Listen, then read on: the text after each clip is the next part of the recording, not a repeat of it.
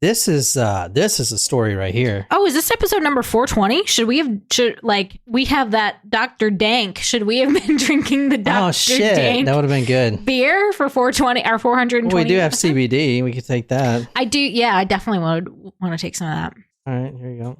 Yeah, that Dr. Dank would have been sick. I mean, I can go get them. Well, I'm already... Are you only drinking one beer? Balls deep. This episode is sponsored by Jupiter CBD. Use code LLAMA10 for 10% off. And we're still doing the thing, right? Sending them a bottle. I think we got to come up with a new promotion. But anyone that has already joined and, did the however month, the year, like, don't worry. Like, we'll still get that. Yeah. But I think we kind of overshot it because now I think we're going to be losing money if we keep doing it or something like that. I mean, the hope was that people would really like the CBD, which it is amazing. It's like it's minty. It's so pretty. Certified organic, USDA. All right, this is going to be a crazy episode. We're about to go to Google Earth. We just we're waiting on everyone to kind of get on here, but now we're ready and we're ready to rock. So every Tuesday at 6:00 p.m. Eastern Standard Time for the Supremos, I will do a live stream episode fully researched brought to you by me, 420. So have you ever been high? You've never been high. No.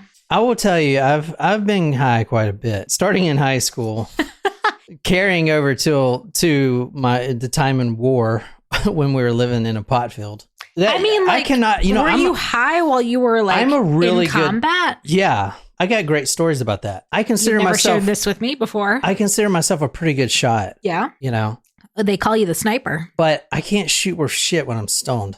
I mean, I would imagine so, that doesn't surprise me. Plus, I'm like giving away my position because I'm all giggly and shit. I'm like, he's shooting at me.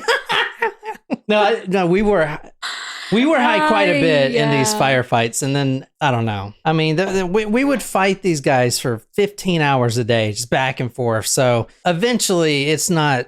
You just like whatever, bullets coming in, just kind of like whatever, man. That is a crazy thing to be desensitized to. Yeah, I guess. But every day for about 6 months until the winter, because in the winter they all go back home. It's too cold. It's fighting season. But yeah, that's what they call it, fighting season. Wow, that's pretty fucking crazy. So yeah, I miss it. No. I do miss it. All right, tonight we are going to kind of crazy now that you mention it. It's 420. This is episode 420. What do you think about that? I think I want to try the Dr. Dank, even though I'm not done with my other beer yet. Yeah, try it. I'm pulling up Google Earth right now. Dr. Dank's delectable botanicals are in the dankest of flavors that expand the mind, body, and palate. This hybrid strain of delightful dankness delivers an elevated experience. Whoever wrote that's really good at their job. All right, so it's kind of fitting that we're going... This one's the Dr. Dank Daily Haze. Too. Dr. Dank Daily Haze. We're actually going to Denver, Colorado. Oh, okay. That makes sense. It's crazy. That makes sense why you picked this area. No, you think that I did this on purpose? You're the one that just told me it was 420. How do you know it's 420? Because you posted True Crime Sode number 420. Oh, I did. I mean, are we going to do another episode on 420? Wait, what date does 420 actually fall on? Hitler's birthday? No. Is that really Hitler's birthday? I'll put all these photos on talkmurder.com and you guys can see all the photos. Oh, the house is torn down. Look at that shit. Well, that's something. Makes sense. Yeah, I guess so. I don't even know the story yet, and I'm just going to say makes sense. Damn. I mean, when in doubt, tear the house down. I know, man, but... Do you think they give it a different number too? Like when they build, so now it's an empty lot, they're going to rebuild a house in the same location. Give it a different number? I would guess. I don't see why they tore it down though. I mean... Was a murder there? If you answer yes, the answer is tear it the fuck down. Yeah, but all right. So if you're the buyer, I think it's your decision whether to tear it down or not. Because people die in homes all the time. You don't tear them down. But I mean, unless there's like bodies under the crawl space, then you tear it down. Yeah. Like that's just common decency. But if like one person dies in a house, like I don't think the government's coming in and being like, okay, we got to tear this down. I think it's the buyer who's like, I don't want any ghosts. or I don't want any bad juju. Why else would they tear it down? I don't know. Well, you tell me later if they should tear it down. Okay. Tear it down. We are at 212 South St. Paul Street, Denver, Colorado. Martin says he's high right now. God, no. 6 years ago. Nice. We can't hit it because we're in South Carolina. And if you smoke weed here, you'll just go to hell. You bypass jail and go directly to jail. In the Bible Belt, you don't go to jail, you go to hell. And we don't call it weed here. We call it dope. Or the parents call it dope. Satan's herbs. It's called. Or just drugs. Oh, is he on drugs? You mean, does he smoke a little weed? Yeah, dope, man. That's growing up in the Bible Belt, dude. Literally. Yeah, it's been, I don't know how freaking long since I smoked. I don't know, maybe like 10 minutes. Just kidding. I think it's been since you've met me, at least. No, I was smoking when I met you. Yeah, just before I was living here. Getting high. Which was also like very quickly. So all right, we knew each other for like 4 months before we moved in. All right, let's do this, man. Or woman. Tonight, we're going to April 14th, 2014. It is a Monday, and we're in Denver, Colorado. And it is episode 420. Is that a quinkydink? I don't know. April 14th, 2014, Monday evening, 9:32 p.m., 2112 South Street. Paul Street police respond to that house location that is now torn down. A 911 call comes in, and there's a woman. She's frantic. Honestly, whenever you say frantic woman 911 call, I think of the chimp episode and that 911 call. Jesus Christ. She kill him! Just kill him! Just kill him! He's ripping her face off! Yeah, that's the line. He's eating it! I was like, good Lord. Just describe everything like it's a fucking horror movie.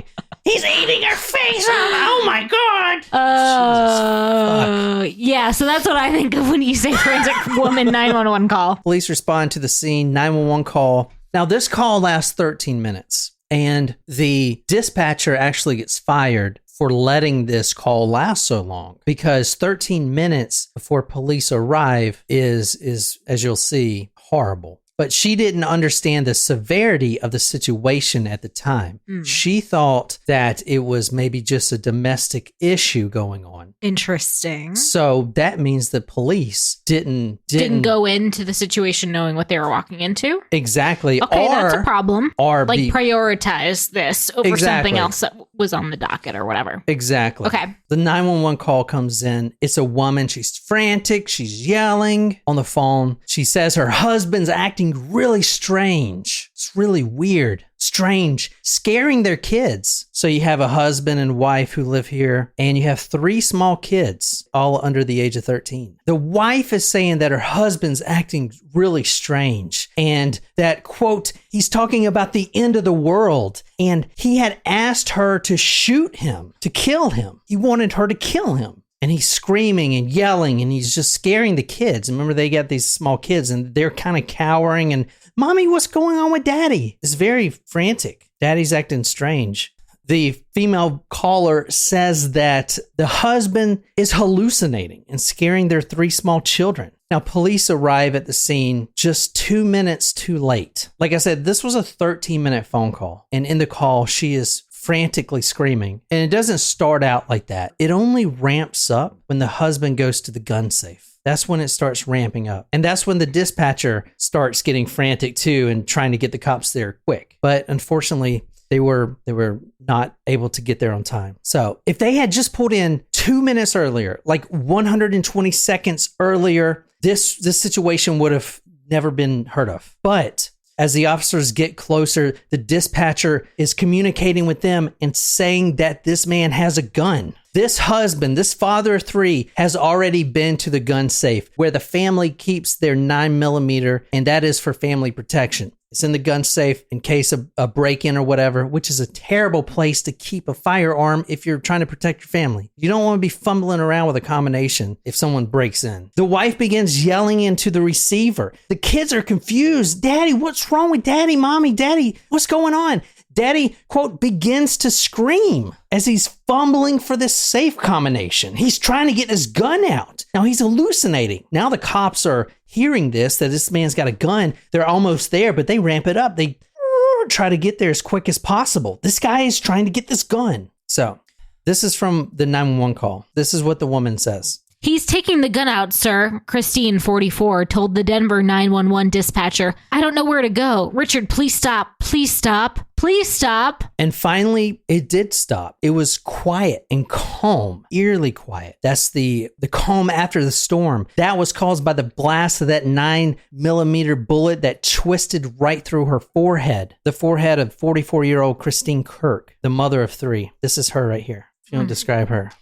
So you said she was in her 40s, short blonde hair. I mean, she's smiling in this photo, so kind of makes you feel even worse about the situation. So that woman shot right in the forehead in front of her 3 kids. Once that bang goes off, it just total silence. That round comes out and it ends everything. She next related that he had the gun and she did not know where to go, the warrants say. A few seconds later, Mrs. Kirk could be heard screaming. There was a single gunshot and the line went quiet.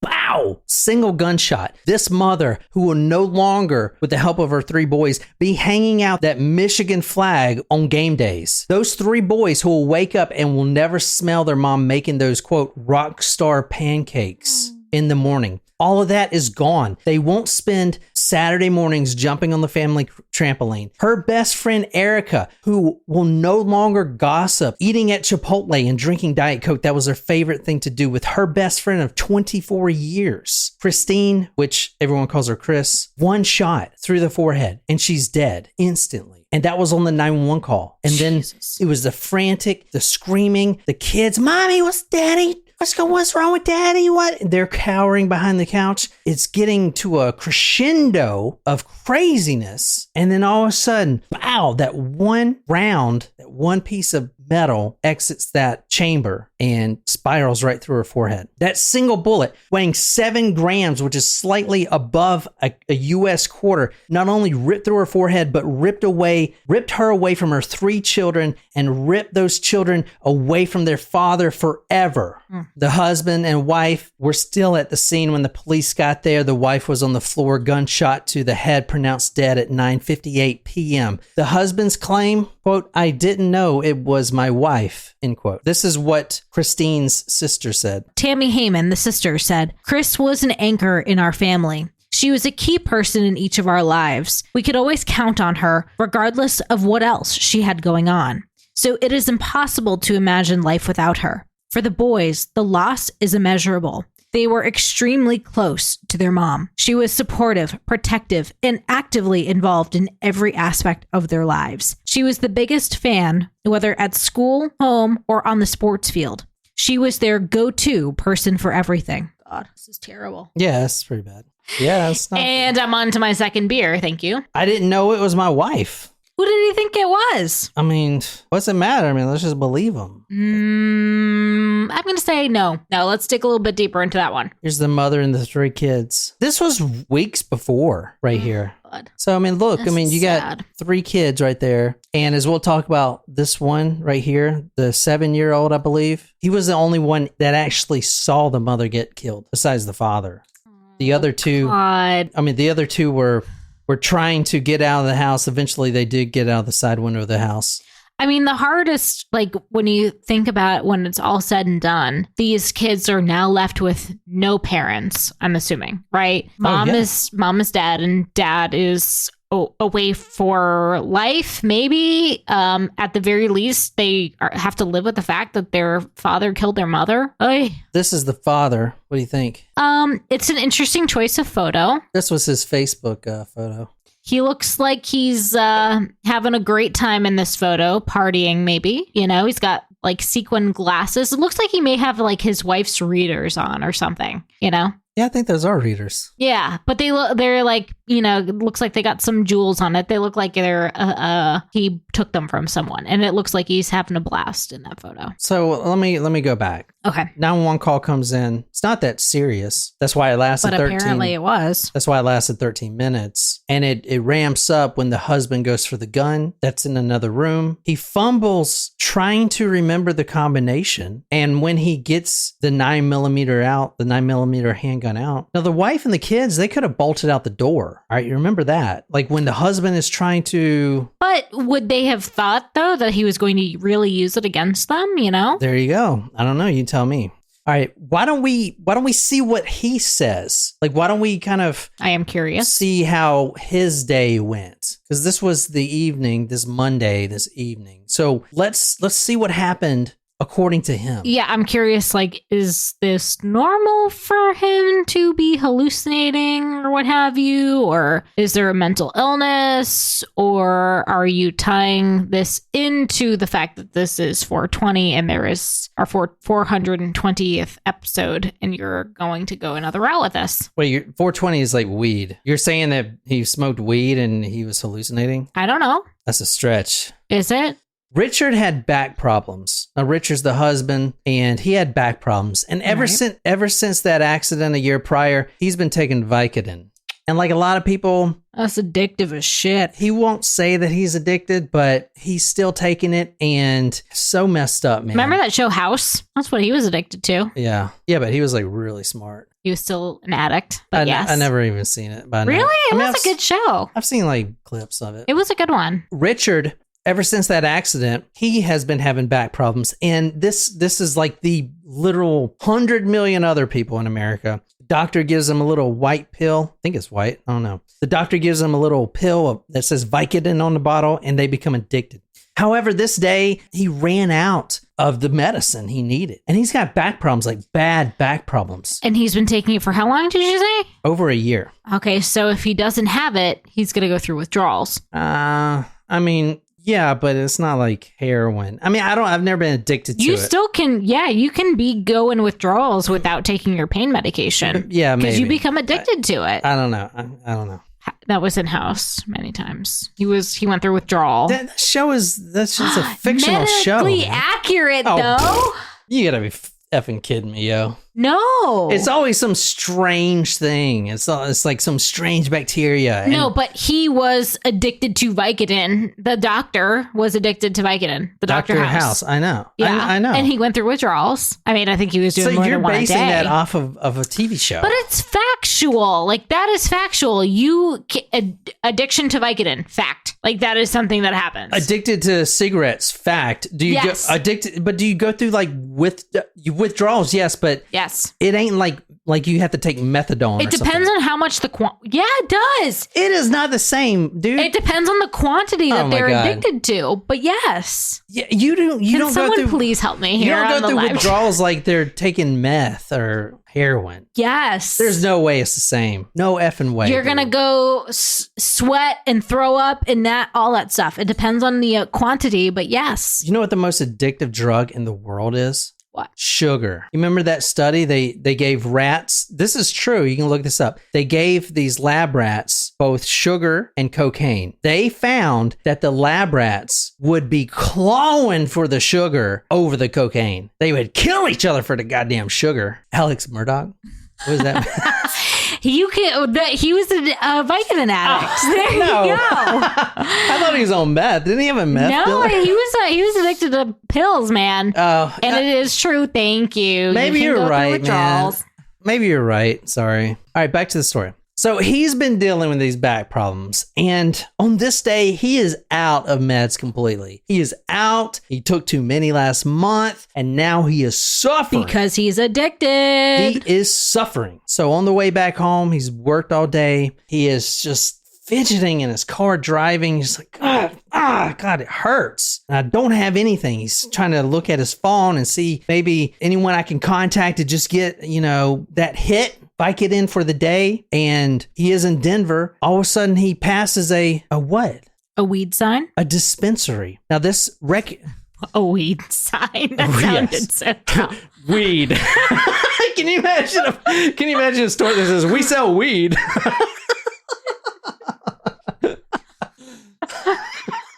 We sell weed. And you oh my God. You freaking hate the way weeds. She's always I don't like it. And it smells like skunk. And I'm like, that's what people love, man. I don't like that. But all right, people who never drink coffee will drink coffee for the first time and hate it. Yeah, Shram was saying how much she hated the taste of coffee a couple weeks ago. But you love it now because you drink it all the time. So if you smoke all the time, like no one who smokes weed hates the smell of it. I can promise you that. You know what I'm saying? Oh, I'm not discounting that part of it. For you guys that are listening, man, throw your stories into... And Natasha said she knew someone who would take up to 50 painkillers a day. 50. God, dog.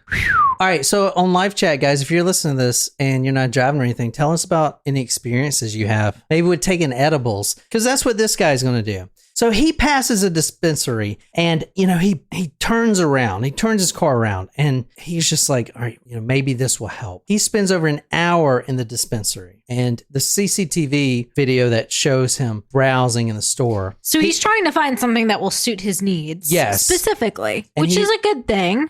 And he's asking a lot of questions. What is THC? How does this affect me? Is this like painkillers? He spends an hour in there and he's just asking question after question after question. It's a customer that would really be annoying because he only buys one thing, After all the time he spent there. Yeah. But at least he was being thorough with making sure like it was going to try to attempt to solve the gap he had with his painkillers. So he settles on the Karma Candy. Candy is with a K. Looks delicious. Karma Candy Orange Ginger. Looks delicious. It does. I mean, it's meant to look like candy and be like candy. This is from Gaia's Garden. 101 milligrams. So this tastes like a orange ginger snap. I mean, it's actually pretty good. I had one earlier, so I'm just kind of waiting for it to kick in. like I said, it sounds great. Yeah. Anyway, this is what he takes. This is the only thing he buys. I don't know how much this will be. I have no idea. So if you don't know, this is episode 420. So is Shram on here? We're actually doing this because Shram... No, Shram's not here. She said, hey, y'all should do a 420 episode. Because I had another episode planned that I was supposed to do today. But I was like, fuck, I don't want to miss 420. Like, I can't. Even though it's not 420, it's April 4th. However, this is our 420th episode. 420 episode. He ran out of Vicodin that day. He sees the dispensary and he stops. And this was when 2014 recreational marijuana had just become legal in Colorado. So this is a new industry here. Mm-hmm. And he buys this 100 milligrams orange ginger gummy, quote, conveniently sized and incredibly delicious, end quote. That is the perfect voice for what I pictured there. Also on the website, which no one fucking reads or goes to, quote, a single bite is enough, even for those with intense medicinal needs. Oh boy. So he took the whole thing. Yeah, he ate it. Well, I mean, it's bite-sized. All right, so I can understand how that could be confusing. Yeah, but all right. You're like, telling me... What's a bite? A nibble? You're telling me this... A dime size? Like pea size? Like they need to be specific on their portions. You're telling me that this man kills his wife in front of his 3 children because he ate a freaking candy ginger snap? Dude, that is so bullshit. So I will say, like, I forget what, there was a documentary I was watching at some point or whatever about, like, I'm not actually, I haven't had drugs, like, it's not legal here in South Carolina, but I am a proponent of, like, having things be legal. The fact that you called it drugs... well, okay, whatever. I don't care. No, it's just like, that's the Southern thing, like, oh, they're smoking pot. I mean, I didn't do that when I was a kid either, even in a rebellious phase. Like when I lived in Europe, when I went to Amsterdam, didn't do anything. Like it just wasn't, I don't know, maybe that was dumb of me to not take advantage of the situations. But anyway, now I forgot my train of thought because you interrupted me. I guess we got to move on. All right. Because you're smoking too much. All right, here we go. So if you've had a psychotic experience with edibles, let me know in the chat and we'll read it out. So he takes this edible to kind of... I really have no idea what I was going to say. You got to get out the weed, dude. Freaking short-term memory is killing you. So he waits for more than an hour for this thing to come in, for this medicine to kick in. He actually only takes half of it at first, and he's waiting, and his back is still killing him, and he's at home, and he's like, "What the fuck? Nothing. This is not working." So he goes ahead and he eats the other half. Now edibles are different. So I Because actually it takes a while because you got to digest it, right? yeah, it's got to go through your gastrointestinal whatever tract. Anyway, so edibles are different. You don't know how much you're supposed to take, even though it says it on the thing. An inexperienced user of THC is not going to know to only take a certain amount. They're not going to know that that it is working. It just takes a long time because it's got to digest, But I will tell you, edibles, from studies, more 911 calls come in and more hospital visits, and this is skewed to the max, from edibles rather than smoking. Like edibles always put people in the hospital emergency room. The 911 calls are always for edibles. It's not even a comparison to just smoking it, right? Interesting. So anyway, so he's home. He's not feeling it. He only took half of it. He takes the other half. And then, only then, he notices it. And that's when it hits him. Comes in like a wrecking ball. Like, what's his name? What's her name? Miley Cyrus. Miley Cyrus. Who is, we've determined that's Luna's theme song. I'm more of a Billy Ray fan, but the high comes in like a wrecking ball and destroys this guy, literally. From his story. I mean, we don't know that, he didn't just cook this whole thing up, right? He says that he started losing his mind. He jumped out of the window at one point. If you see a police photo of him, he's got scratches all over his shins. He jumped out of his house window. He's outside freaking out. His sons come out there to the front door and they're asking him, Daddy, what's wrong? Daddy, what's wrong? And he is just high out of his mind. And he says that he looks at his house numbers, 2112, and he starts pressuring his children to tell him the house numbers. Like, what is it? 2112. I mean, if you look at this picture right here, is his house placard, 2112. If you're really high, this could be kind of freaky, right? I mean, 2112, it's like back and forth. They look like swans. The twos look like swans. Shit, they do. Yeah. I didn't notice that. There's some crazy shit happening in that. That beer's getting to you, man. That 100 tank. I didn't notice the swans, but I was thinking like 2-1 and 1-2 is just too much, man. Like, oh, fuck. What's going on, man? Yeah.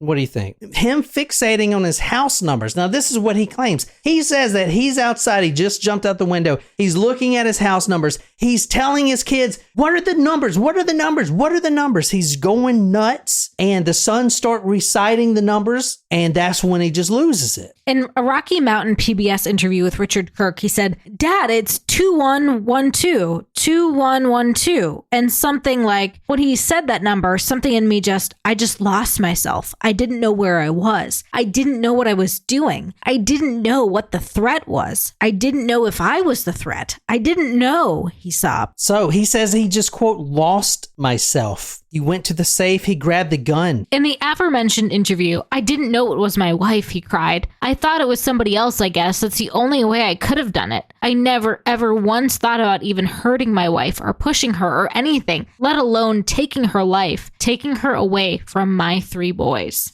From court documents, quote, the youngest son saw his mother being killed. He witnessed his father's delirious, paranoid, psychotic, and highly altered state of mind. His father was overcome with psychosis and in a state of being which his son had never seen before. The father was out of his mind. Richard Kirk, after consuming the edible marijuana at issue and firing the gun into Kristine's head, asked his young son to then kill him.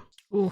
After physically hearing their mother's body drop to the ground, the other 2 boys ran from danger and escaped the house through a side window. Now, so he had asked the son to kill him. Jesus.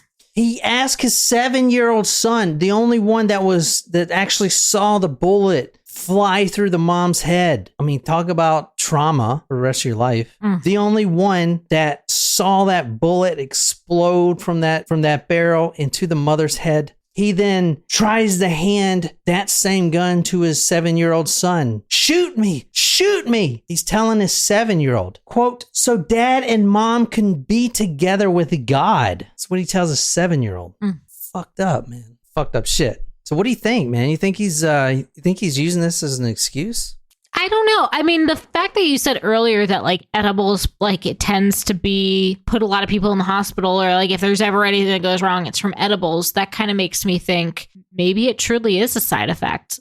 Well, there was some stuff in the relationship we probably should get through. Okay. Yeah, that's relevant. It was a rocky relationship, and he even admits that. There were some financial difficulties. In fact, his wife's stepfather said, quote, "We're not surprised that he shot someone. Oh. It is just that we didn't think it would be a family member." Well, that's not helping him at all. He says that stepfather says that Richard was, quote, "on the verge of being out of control." Okay. Every time he saw him. So was the edible perhaps magnifying his feelings? He also had road rage. Who doesn't?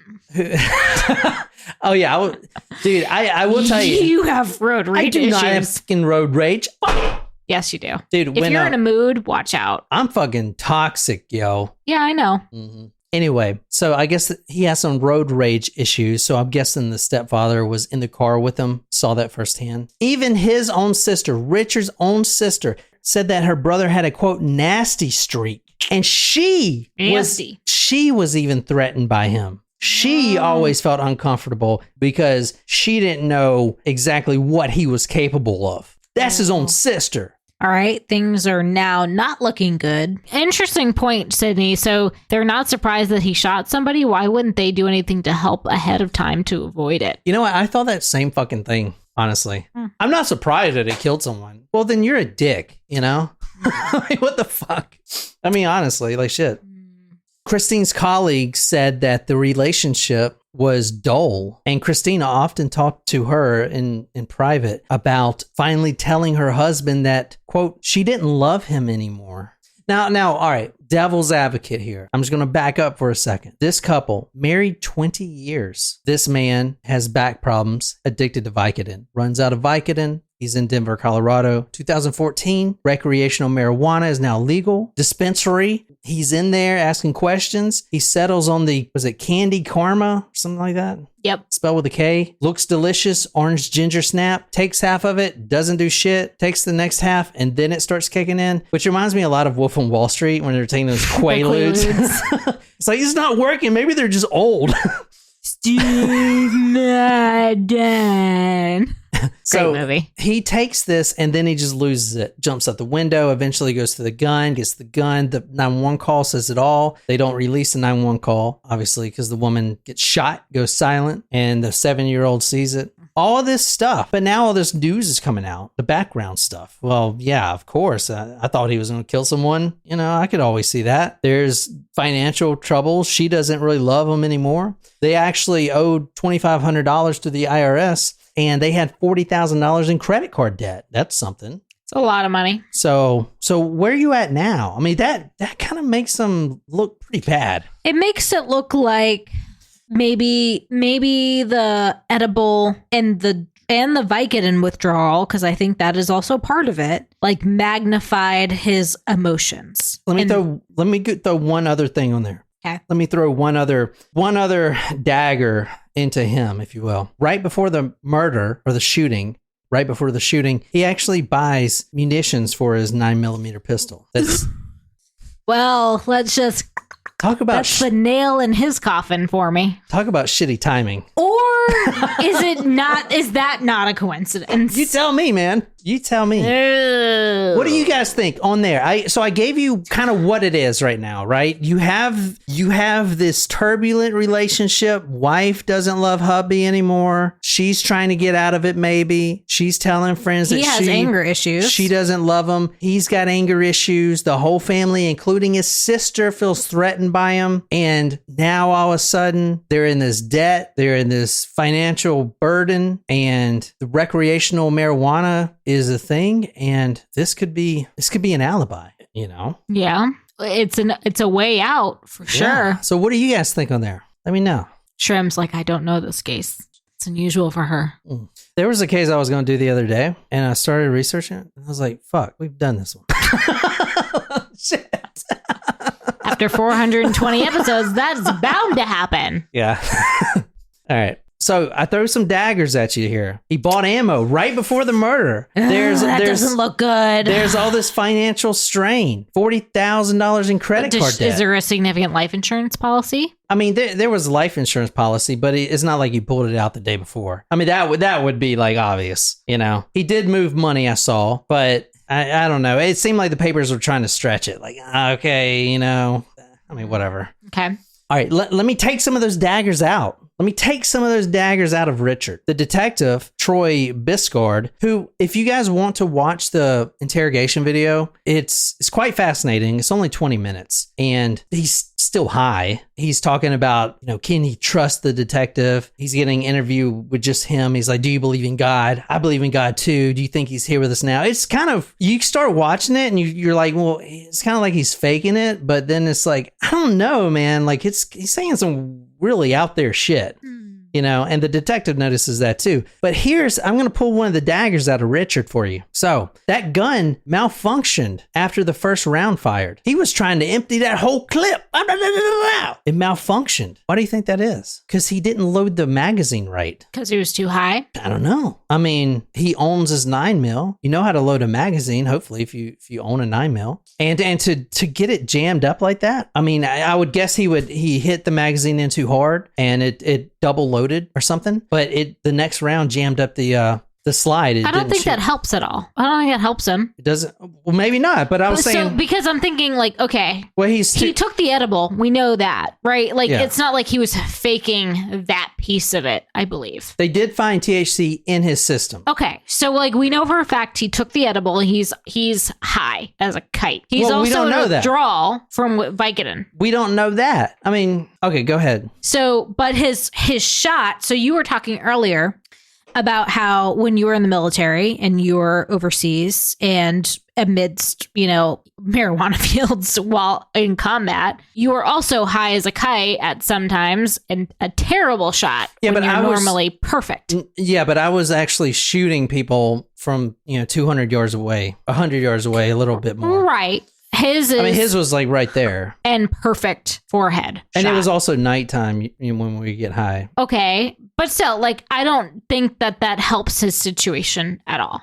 The fact that it jammed up, if there was THC found in his bloodstream and he's claiming he was hallucinating, he could have jammed it wrong, but I don't think that changes his case at all. Okay. I'm just throwing that out there. In my opinion. Well, let me try to at least take another dagger out of this guy. The 911 call, it is heard on the 911 call. Him, and this is also verified by CCTV in the house, begging his wife, who is not dead yet, but about to be, to kill him, right? Is that something? I don't know. The detective also testified, and this is a fascinating interrogation video, which I don't think the detective should have kept going with it. I think he probably should have got in trouble because either he was faking it or he wasn't in his right mind. Either way, I don't think you should be trying to get the guy to confess something when he's all weird, The detective testified that he thought that this man, Richard Kirk, was on drugs. His speech was slurring. He had an inability to focus. He was rambling. He was talking about God. Are you close to God? Who can you trust? Who can you trust? He's very paranoid. Can I trust you? Can I trust anyone? Where am I? At one point during the interrogation, he says, I don't know where I'm at. So right there, I was like, well, that interview probably should have stopped there, He was rambling and he was really quickly to confess to killing his wife. Not only that, this is my biggest dagger here to take out of Richard. In my opinion, maybe you guys disagree with me. What kind of man or what kind of person would kill their wife in front of their 3 small children? Right there in front of them. If he's hallucinating, he doesn't know what he's doing. Is he the type of person? And I think, I wonder if the family thinks of this too. Like the sister and Kristine's family. He's got road rage. He's got these problems. One coworker said that he heard him yelling at his wife, through the phone. He's got all these problems, but is he capable of killing a mother in front of her 3 children? That to me, brings it to a new level, dude. I think that's worse than the murder itself. It's bad. And I think if someone's truly not in their right mind or hallucinating or truly fucking evil. But it could be a cover-up. It could be a cover-up. It could be an alibi. What do you guys think, man? You guys tell me. I don't know. I'm like literally on the fence. Yeah, I am too. I mean, I'm trying to think like there's a balance. One, the family saying, wouldn't surprise me that this guy killed someone. He's got anger issues. Like clearly there are some issues in the relationship. Yet, and he's on Vicodin and he has a drug addiction. He's seeking a different replacement when he's out of that drug and it's interacting with him a different way. I almost am feeling like this is just a magnification of like all of the things. Yeah, you guys tell me. But I will say, you guys, if you don't know the story, you are the judge, jury, and executioner. We got to do something with this guy. What do we do? Do we put him in prison? Do we let him go free? Like, that's the question here. I mean, whether he was out of his mind or not, you got to decide what to do with him. You're going to let him go free? If you lock him up, you're taking him away. That's what I said earlier. No, you're not taking him away. You're taking his children, who are all under 13, away from... But both their parents, one of them's dead on the floor, the other one's in prison. You're taking at the both hands of the away. other. I know, but still, they would be better off with their biological father, I would imagine. I don't know. So you got to decide what you want to do with this guy. That's why I'm trying to give you all the angles here, you know? All right, so let's talk about let's talk about this as drug. It's what we call dope in the South. The devil's Herb. The devil's grass. Devil's herb. Devil's My herbs are doing pretty well out back, but I do not have any weed growing out there. Oh, I got some back there. Oh, good. So far, the consensus is mental hospital. So the devil's lettuce. Has no one came up with the obvious title to this episode? No. Tell it to us. Tell it to us now. Weed killer, right? What the fuck? I thought you were going to go with it because I got high. No, I am going to go with an exact quote. It was something like, the weed made me do it or something. I don't know. Anyway, let's talk about the company and this little pill. This is from Colorado versus Richard Kirk. This is the damages complaint. This is basically what they have to put out so the stepfather can get the custody of the kids, stuff like that. Upon information and belief, defendant Richard Kirk experienced strong drug effects, including possible psychotic behavior, including ingestion of the marijuana-infused edible candy, which caused him to shoot and kill his wife. I'm not trying to push it one way or the other. And if I am, I'm sorry, but I'm not trying to be biased. I want the conversation. I've personally been effed out of my mind. I mean, if I was threatened, I would probably do something drastic, maybe. And he said he did feel threatened, but at the other spectrum, maybe he was trying to get out of it. I don't know. You guys tell me. They were trying to blame this on Gaia's Garden, and not just to put him away or whatever, but it's also to give the kids, some financial relief, right? And I believe that Gaia's Gardens, whatever the fuck it is, it should have worked with the family, which they did not. But they were blamed for, quote, deceptive trade practice. They're basically saying that they didn't offer any instructions on the package, which you saw. There's nothing on there besides the sweet candy. Yeah, it looked, like I said, it looked delicious. They believe that this company should be accused of failing to warn customers that edibles could lead to paranoia, psychosis, and hallucinations. From the Los Angeles Times, the packaging and labeling for the potent candy contained no directions, instructions, or recommendations respecting the product's proper consumption or use, said the lawsuit filed in May in the Denver District Court. The edible producers negligently, recklessly, and purposefully concealed vital dosage and labeling information from their actual and prospective purchasers, including Kirk, in order to make a profit. Now, I want to say, if you go into your kitchen where you keep your dog treats and look at the package, guess what? There's all kinds of labels on there and that's for a dog. The nutritional, everything else, and directions, all this stuff, it's there, man. I wouldn't know. We make our own dog food. Yeah, but I'm saying, so even the dog maker treats include ingredient list and recommended amounts and warnings, if any. So I have a friend who moved out to California to specifically research and figure out what the dosage is an equivalence of marijuana to alcohol for like drunk driving and stuff like that. Like how do you determine when someone's like too high to drive, or how do you figure out what that dosage is? What is it? I don't know. I don't know if they figured it out yet, but it's been a couple of years. I would just be like, no, I mean, because they can't, there's no blower or something. So I'd be like, I'm not high. That's part of it, is like, how do you determine a test and what's the level and all that stuff? Yeah, but they can't prove it. I'd be like, I ain't high. So that is part. He is a scientist trying to help determine what that regulation should be. Well, he's a dick. He's friends with Will, so you can talk with Will about that. All right. So Sam Kamen, who is a professor at University of Denver, who specialized in the marijuana law and the policies, considered the 2014 kind of recreational market a, quote, growing pains. There are so many incidents of people getting drunk and engaging in violent conduct, and we don't hold the alcohol manufacturers responsible. That's fair. That's fair, but personally, I put in my notes, and like I said, I'm not biased either way, I think that statement's kind of bullshit, because alcohol's been around for hundreds and hundreds of years. So you don't know if that first time someone got drunk and did something fucking stupid, right? So, I mean, you don't know that. So we've been living with alcohol for our whole lives. Oh, wow. And marijuana has been too, but it's been illegal all this time. So this is brand new. It's new territory. So to compare it to alcohol, I think is kind of a bullshit statement. Yeah. Sean McAllister, which is the attorney for Gaia's Garden, likened the case to skiing, getting hurt and then suing the ski industry because the ski run was too hard, which I also think is bullshit, because when you go ski, guess what? You sign a fucking waiver, man. Well, it says, are you going on a blue circle, a green square, a black diamond, a double black diamond? But you still you still sign a waiver. Do you? I don't remember signing a waiver. I mean, if you don't, then that's I do not recall signing a waiver in skiing, but I do know that I would never and have never gone down a black diamond or double black diamond mountain. Because who wants to strap two pieces of like a fucking, whatever it is to their feet and slide down a mountain? I never understood that. And I'm from fucking New England.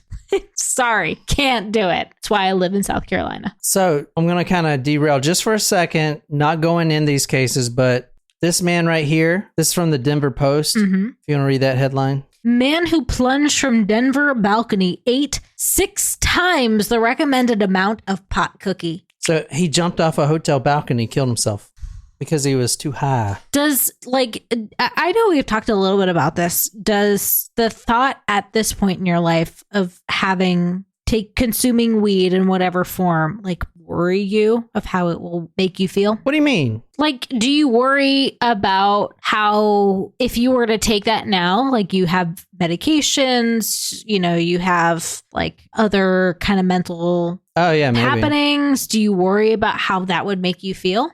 Like depression, anxiety, borderline personality disorder? Do you worry about how the weed would interact with all those things in your medication? Well, that's why I got married, because you have to worry about that. Oh, we both have to worry about that. This is another one. Toxicology report released following Keystone marijuana suicide. Luke Goodman, looks like a good kid here. Luke Goodman of Tulsa, Oklahoma, died of a self-inflicted gunshot wound on Tuesday, March 24th. Witnesses reported he had consumed large amounts of edible marijuana candies prior to his death. Shot himself right in the head. I'm just playing devil's advocate here. I don't know. Just be careful with these edibles, man. Like, what the fuck? It's definitely not making me encouraged at all to want to try any of this. There was, and just one more case sideline, then we're getting back to the case. A New York Times columnist, Maureen Dowd, actually ate a pot-laced candy, and this was her experience. New York Times Maureen Dowd ate a pot-laced candy bar that looked so innocent, like the Sky bars that I used to love as a kid. Later that night, she was panting and curled up inside a hotel in Denver, convinced that I had died and no one was telling me. That's nuts, yo. She's fucking high. Yeah, that is nuts. All right, so you tell me right now, guilty, not guilty? We putting them in prison forever? What are we doing? I feel like that is a hard place to just call him guilty given all of the facts. Law is innocent until proven guilty. I do not think there is sufficient evidence to make him responsible for the crime. Now, if they were to say like he was under the influence and like maybe it's more manslaughter or something like that. But I think for like first degree murder, not guilty. So Rocky Mountain PBS, which PBS, viewers like you, right? They did an exclusive interview with him in 2018. And he is still adamant that he had no intention, had no idea of what he did. And he says, quote, "I know without any doubt that if I did not eat that marijuana, my wife and family would still be together today. I know that with a certainty." And when the reporter asks, "Why did you kill your wife?" he says, quote, "Because I didn't know it was my wife." That's what he says. So can you read that last one there? "I miss contact. I miss the loving contact of my family, the embraces of my wife, the scent of clean pillows," he sobbed, explaining that he hadn't had direct contact with his children since the night he was arrested. "I miss everything about my boys. There is no one particular thing. I love them with all my heart. For the longest time, I've had this picture in my mind of being released and walking out into the grass of a jailhouse and my 3 boys coming, running towards me, wrapping their arms around me and saying they love me." In 2017, he pleaded guilty. I think he had a really shitty attorney, if you ask me. But in 2017, he did plead guilty to second-degree murder. He is now serving a 30-year prison sentence. Quote, "I didn't know it was my wife." He sobbed when asked why he pulled the trigger. "I thought it was somebody else, I guess. That's the only way I could have done it. I never, ever once thought about even hurting my wife or pushing her or anything, let alone taking her life, taking her away from her 3 boys. I know that Chris knows that I didn't do this on purpose. I know she knows that." So what do you guys think? Crazy. I don't know. I feel like the sentence may be a little harsh. Yeah, I do too. So I think he will get out in like 15 years. It is sad, in my opinion. I think it's really sad that he can't see his children, it's the court system or whatever, until they're 18. But I will say that the children, and when I say the children, I meant like the caretakers. They're the ones that filed the complaints against the company. And it honestly seems like they're looking at this more than a tragedy. Looking at the family now, I haven't seen anyone say that, he should be out or whatever. I think they're just still in shock. I don't think that they think he did it on purpose. I didn't see that. Yeah. So I was really shocked when I found out that he is in prison. But then again, maybe, we don't know, man. I don't know. We did the Calgary story where that kid stabbed 5 of his friends to death, got off scot-free. We've seen stranger things happen for sure. Yeah. But what do you think? That's the weed story. It's not helped at all in my desire to try an edible. That's for damn sure. Yeah. From what I've seen, man, most of the emergencies are coming in from edibles. I'm not really for or against it or whatever, but I know, just be careful out there. Flight to Fantasy asks, how do you guys compare this to the cough syrup murder? I can't remember that guy's name. Ooh. I kind of think, if I remember correctly, he was found guilty, but I think, so he's talking about this guy that killed his girlfriend or wife. I can't even remember. That was so long ago when we did that story. God, yeah. But he was trying to blame this was it DM or something? Like Robitussin DM? Yeah. Uh-huh. It's some weird chemical. Yeah. So if you take it and force yourself to stay awake, it'll make you... Yeah, it'll make you all crazy. Yeah. That's a really good question, Flights of Fantasy. If I remember correctly, it was obvious that he was trying to do that. Can't remember that story at this point. Dude, that is... Oh my God, how long ago was that? That was 5 years ago. I don't even remember the... So I usually remember every killer and victim's name, or not all the victims, but I do remember talking about the DM though. Yeah. Yeah. Yeah. That's a good question, dude. I think it's just you kind of got to be, you just got to be careful, and I don't know. Crazy. He took it in a desperation, right? In absence of his Vicodin. And so I think your frame of mind has a lot to do with it. Yeah. Dude, and I've been like that too. Where I was that effed up. Once I'm telling you about, but that was more of okay, I just got to block it out. But that one time me and my buddy smoked spice. That, man. That was Never something. again. Fuck no, never again. Now I just do bath salts now. So. All right, that's it for today. I hope you guys like this. So we're going to do Tuesdays for the Supremos, and it'll be a well-researched story like this, and hope you guys enjoyed it. Boom, 420, celebrating, going to get stoned. All right, until next time, good night, you lovely, lovely people.